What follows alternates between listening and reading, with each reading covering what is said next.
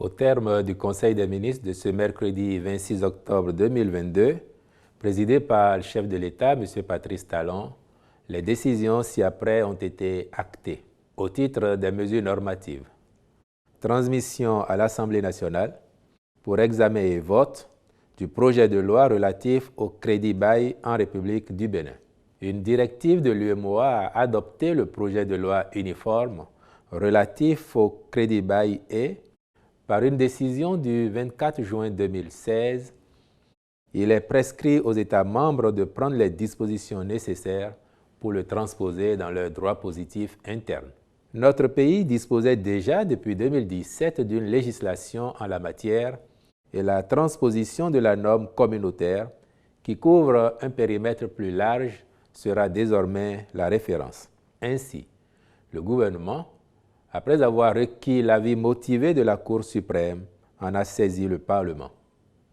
Le crédit bail, faut-il le rappeler, consiste en la location assortie d'une option d'achat de biens à usage professionnel, meubles ou immeubles, corporels ou incorporels. C'est donc un instrument adapté notamment pour le financement des petites et moyennes entreprises, PME, qui éprouvent souvent des difficultés à fournir des garanties pour l'obtention d'un crédit bancaire classique. Un tel mécanisme comporte en effet divers avantages que sont notamment la mise en place rapide du financement, l'absence d'apport initial ou d'une garantie de la part du client, ainsi que le niveau réduit des coûts de transaction. Il en est de même de la préservation de la capacité d'endettement des entreprises et, pour le crédit bailleur, des points d'intérêt en situation d'appurement du passif. Le recours à cet instrument est donc à promouvoir dans la sous-région. Au titre des communications, en point 1, réhabilitation et aménagement des voies d'accès et de traversée de Cotonou, puis réalisation d'une mission en vue de l'exécution de divers travaux dans les 5 villes du Grand Nokoué. La mise aux normes de voies urbaines d'accès et de traversée de Cotonou dans les deux sens, soit un linéaire total de 64 km, consiste en des travaux de reprise de chaussée des axes dont l'état de praticabilité n'offre plus de confort nécessaire et ne favorise pas une bonne mobilité des usagers. Ainsi, une fois traités, ces axes seront portés au standard du projet asphaltage. Un premier lot de ces voies prend en compte les artères ci-après. Ancien pont, carrefour Sobebra, carrefour PTT-PK3, carrefour Le Bélier. Troisième pont, carrefour Sobebra. Place du Souvenir, carrefour Trois-Banques. Carrefour Marché Saint-Michel, carrefour Nassouba, passage supérieur de Stémez. Carrefour Notre-Dame. Carrefour Trois-Banques, carrefour Air Afrique. Carrefour Air Afrique, ancien pont. Carrefour Cheminot, passage supérieur de Stémez. Quant au second lot, il comporte les axes ci-après. Étoile rouge, carrefour Unafrica, carrefour Cheminot. Étoile rouge, carrefour Marché Saint-Michel. Échangeur Godomé, stade Mathieu Kérékou, carrefour Toyota. Carrefour Toyota, étoile rouge. Carrefour Toyota, carrefour Kadjeoun, place du Souvenir. Carrefour Douane Aéroport, place du Souvenir.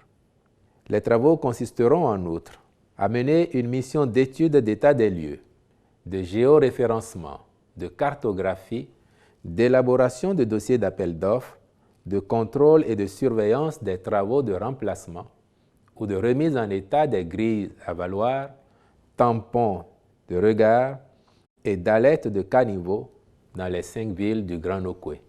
Les ministres concernés veilleront à l'aboutissement des différentes procédures y afférentes ainsi qu'à la bonne qualité des interventions des entreprises sélectionnées.